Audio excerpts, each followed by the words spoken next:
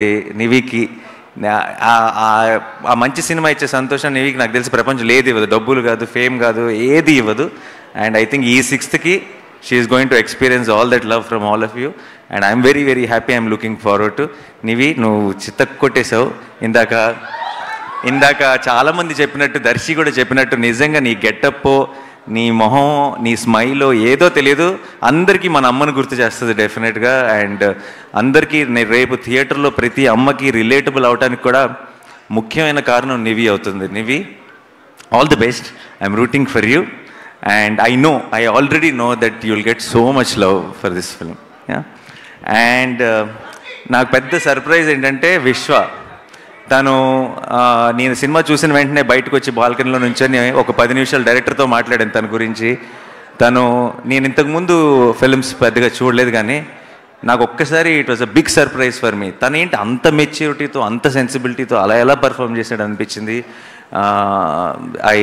I was really in awe of your performance and your understanding and your maturity. బయట చూస్తేనేమో ఇలా ఉన్నాడు, ఆ సినిమాలో చూస్తున్నంతసేపేమో నాకు ఆ ప్రసాద్ తప్పితే ఇంకొకరు ఎవరు కనపడలేదు స్క్రీన్ మీద. Amazing performance. You have a long way to go.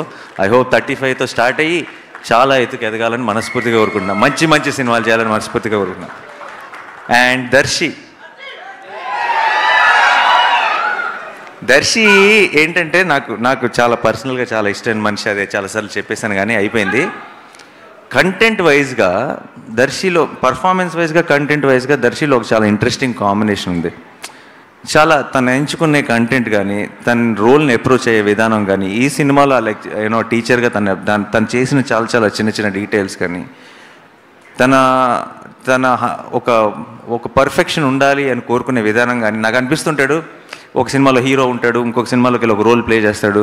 మన తెలుగు సినిమా ఆమిర్ ఖాన్ అనిపిస్తుంది నాకు దర్శిని చూస్తే.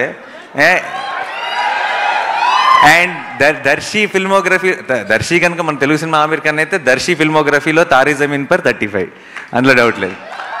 ఓకే. అండ్ నాకు అంటే నేను ఒక సినిమా ప్రొడ్యూస్ చేస్తున్నాను దర్శితో, అందుకని చెప్పట్లేదు. అదే ఇదే. బట్ జనరల్గా జస్ట్ చాయిస్ ఆఫ్ ఫిల్మ్స్ కానీ, పర్ఫార్మెన్స్ కానీ, ఒక అండర్స్టాండింగ్ ఆఫ్ స్క్రిప్ట్ కానీ దర్శికి చాలా ఎక్కువ. అండ్ నాకు తెలుసు దర్శికి ఆల్రెడీ ఫిల్మోగ్రఫీలో బోల్డ్ అని మంచి సినిమాలు ఉన్నాయి.